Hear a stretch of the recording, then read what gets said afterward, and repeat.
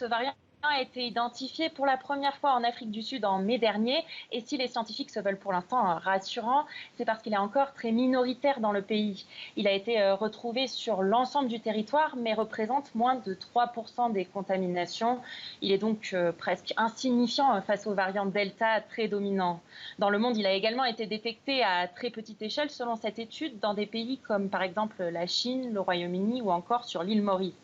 Si ces différents chercheurs sud-africains ont publié cette étude, c'est surtout pour souligner les particularités des mutations de ce variant. Il possède à la fois des modifications similaires à d'autres variants inquiétants, mais aussi des mutations uniques. Et c'est pourquoi les scientifiques le surveillent de près, mais précisent qu'il est encore trop tôt pour savoir quelles peuvent être les conséquences de ces mutations. Et du coup, est-ce qu'à ce stade, les autorités sont inquiètes? Alors déjà, si ce variant n'a pas encore le nom d'une lettre grecque, c'est parce qu'il n'est pas considéré par l'OMS comme un variant à suivre, ni comme un variant inquiétant.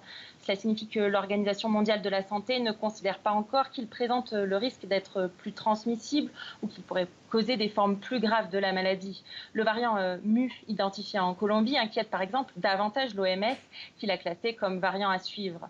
Ce qui pose question pour les autorités sud-africaines, c'est comment les vaccins vont réagir face à ce variant et ses mutations. Il n'est pas impossible qu'ils puissent échapper à la réponse immunitaire, soulignent les chercheurs, sans pouvoir pour l'instant l'affirmer, et des tests sont en cours dans le pays.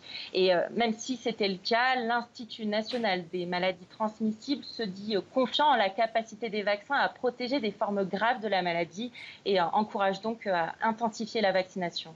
Mais est-ce que tout de même des mesures de prévention sont déjà mises en place en Afrique du Sud? La vaccination donc reste primordiale, comme on le disait. Le pays ne compte pour l'instant que 10% de sa population complètement vaccinée et le gouvernement essaye donc d'accélérer sa campagne en facilitant l'accès. L'Afrique du Sud peine par ailleurs à sortir complètement de sa troisième vague et elle comptabilise toujours plus de 7000 cas quotidiens. Des mesures de restriction sont donc encore en place, comme par exemple un couvre-feu à partir de 22 heures pour limiter les contaminations. Enfin, les scientifiques sud-africains vont continuer à séquencer les prélèvements des malades pour suivre l'évolution des différents variants dans ce pays. Claire Bargelès, correspondante de RFI, merci pour toutes ces précisions.